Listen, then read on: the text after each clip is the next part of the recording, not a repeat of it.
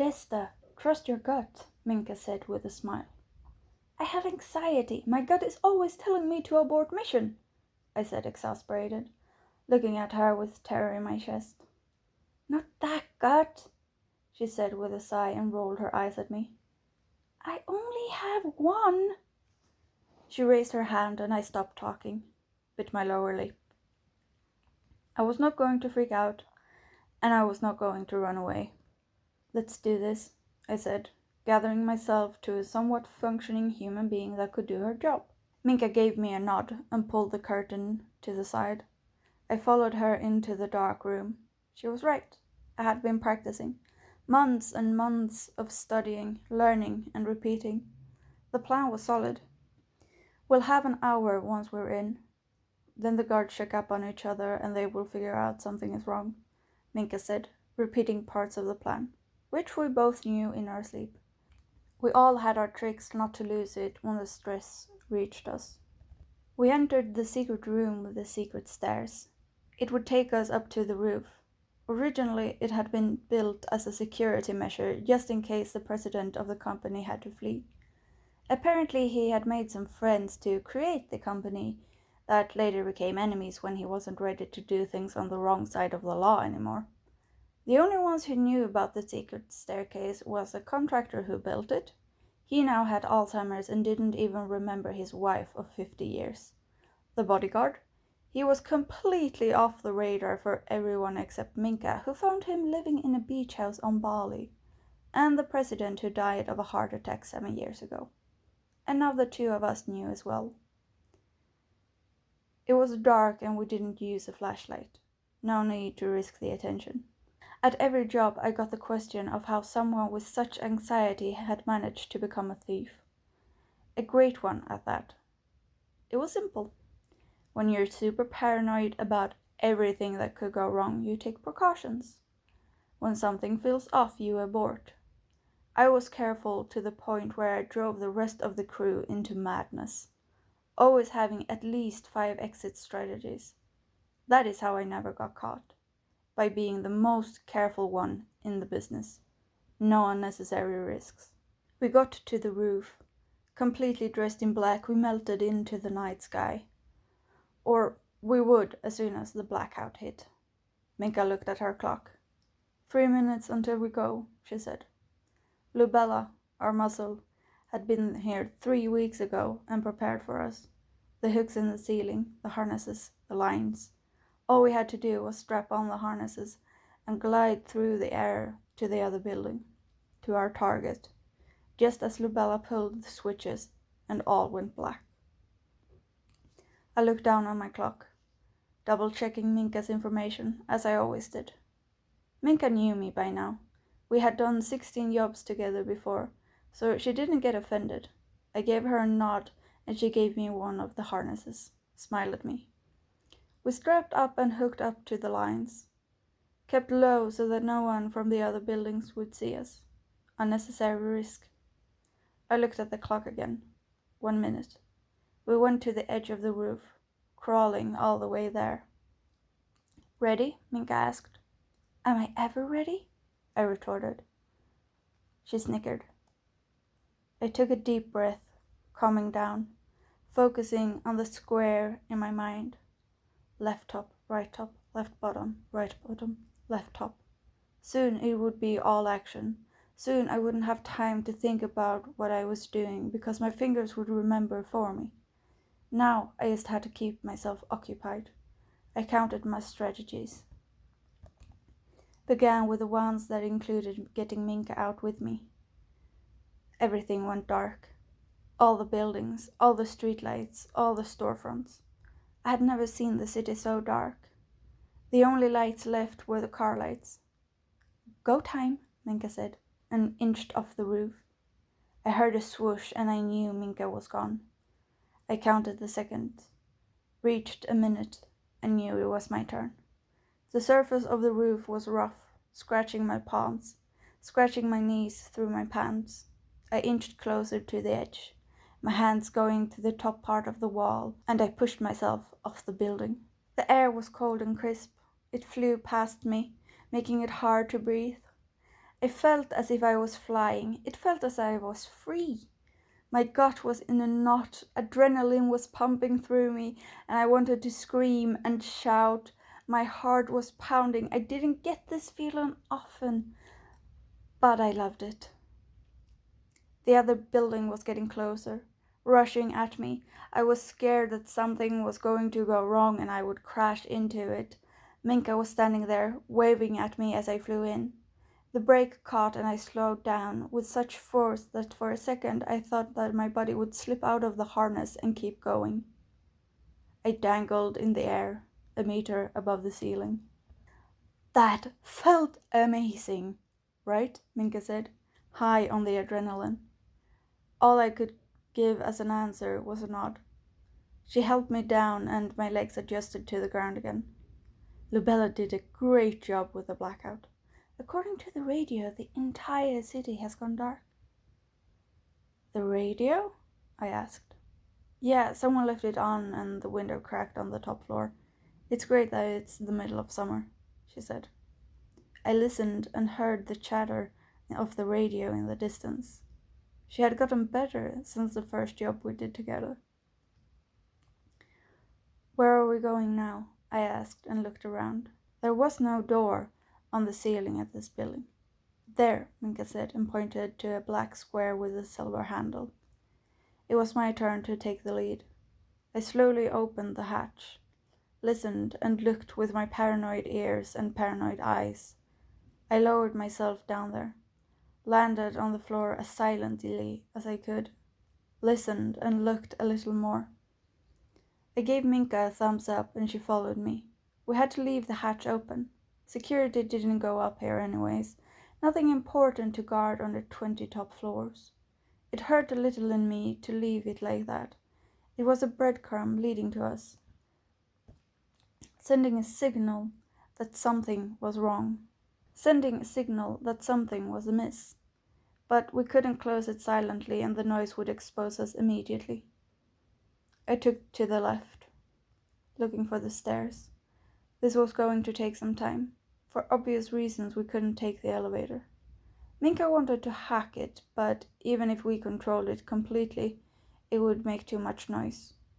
I got some complaints and then we began running in the stairs. Precautions and preparations. I looked at Minka and she gave me a short nod. We kept talking to the minimum. Talking made sounds, and sounds exposed people who were in quiet places they weren't supposed to be in. Precautions. I picked the lock, greased the hinges, slowly opened the door. With the blackout, the alarm was out. Minka smiled triumphantly. We started down the stairs, me first, because Minka would get carried away and hurry down the stairs, making too much noise, unnecessary noise. So I went first as a precaution. 14 flights of stairs down, I heard a door open and I froze. Minka bumped into me, but I held firm, did not move an inch. I was listening. Someone was talking on the phone, sounding stressed and worried. A man talking to his wife about the blackout. Nothing was really wrong, but she was scared and he couldn't leave his post. Couldn't help her. That was good. He wouldn't be as focused as usual, making our job easier. We waited. He talked. Time moved slowly. Then he said goodbye. We heard a loud sigh. The door opened and closed, leaving the only sound in the staircase, our breath. Minka leaned her forehead to my shoulder. I felt her long breath all along my back. I tapped her on the head. We continued. We continued until the number on the wall said 27.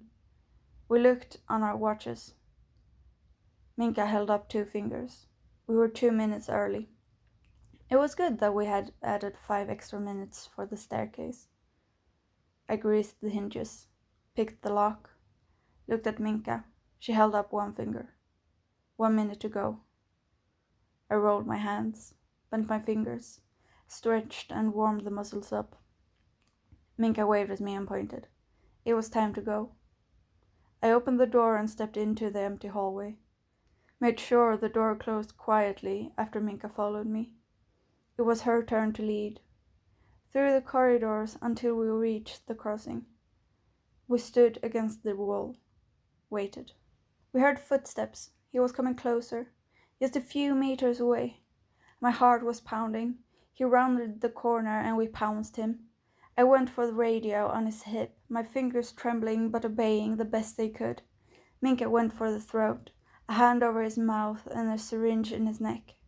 I got the radio away from him, but Minka was struggling.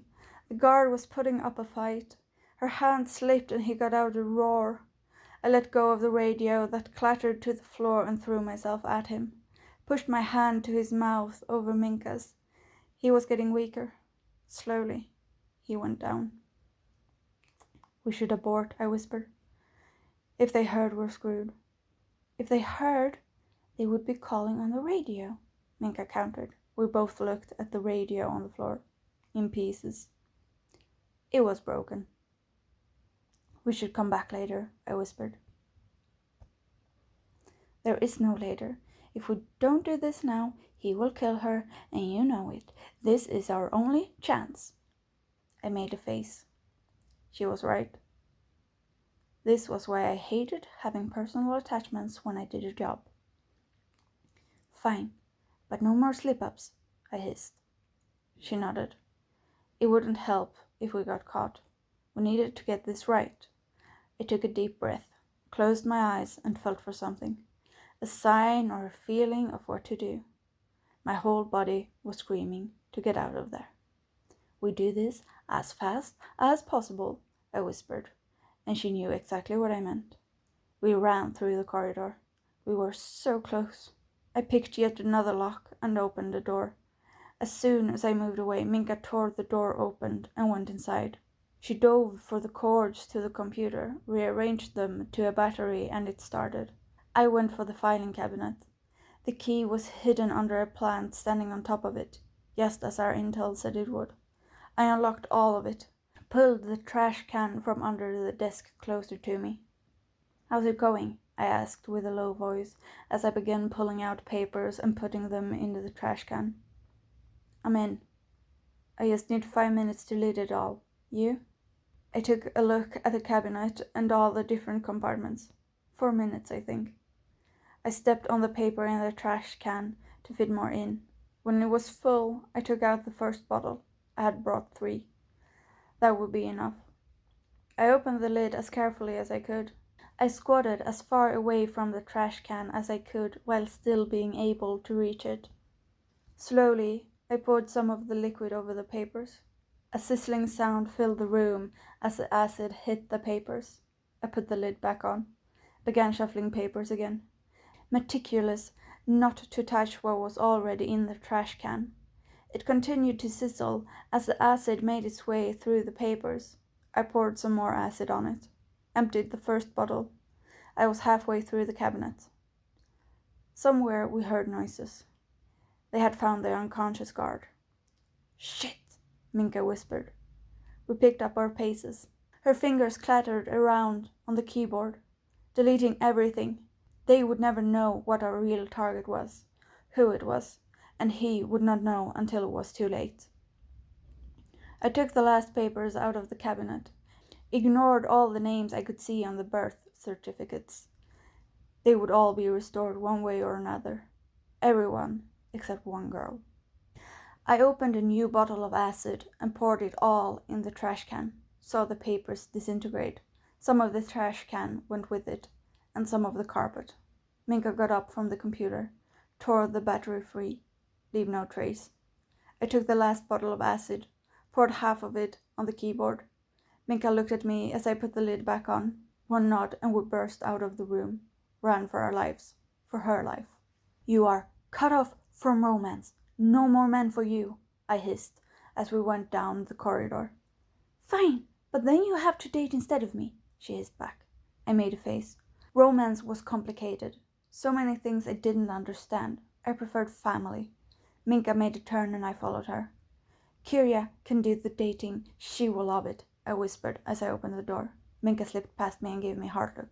You are her godmother. You are supposed to keep her away from that kind of thing, she hissed at me. Then she looked around. pointed one way, and took off. "Hopefully she has better taste in men than her mother," I whispered as I saw the elevator. I ran into it, pushed 7 different buttons while Minka kept the door open for me. That should keep them occupied for now. We ran to the stairs instead, found a window. I poured the last of the acid on the lock and hinges. The window fell out. We didn't wait for the crash. Minka hooked her line first. I helped her out of the window. She began the descent. I hooked my line on the stairs next to Minka's, climbed out of the window without any trouble, went down as fast as I could.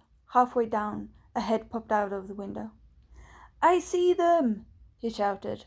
I looked down. Minka was almost at the ground. She would get away. "Run!" I screamed at her and went faster. Her feet touched the ground. She needed to go. I didn't look back at her, just focused on myself, went down and down the building. They had begun to pull on my line, trying to hold me back up, but I was faster than them. My feet touched the ground. Minka was gone. Good girl. I tore free from my line. I was out. They would never get me now. I looked up one last time at the head sticking out of the window. Then I ran. 2 days later. "Hello?" I answered the phone. "Hello, dearie. How are you?" asked the voice on the other side of the phone. "Good. What's up?" "I saw something on TV. Something interesting. It was you, wasn't it?" "Don't know what you're talking about," I lied without hesitation. "And Romy?" he asked. "Don't know," I lied.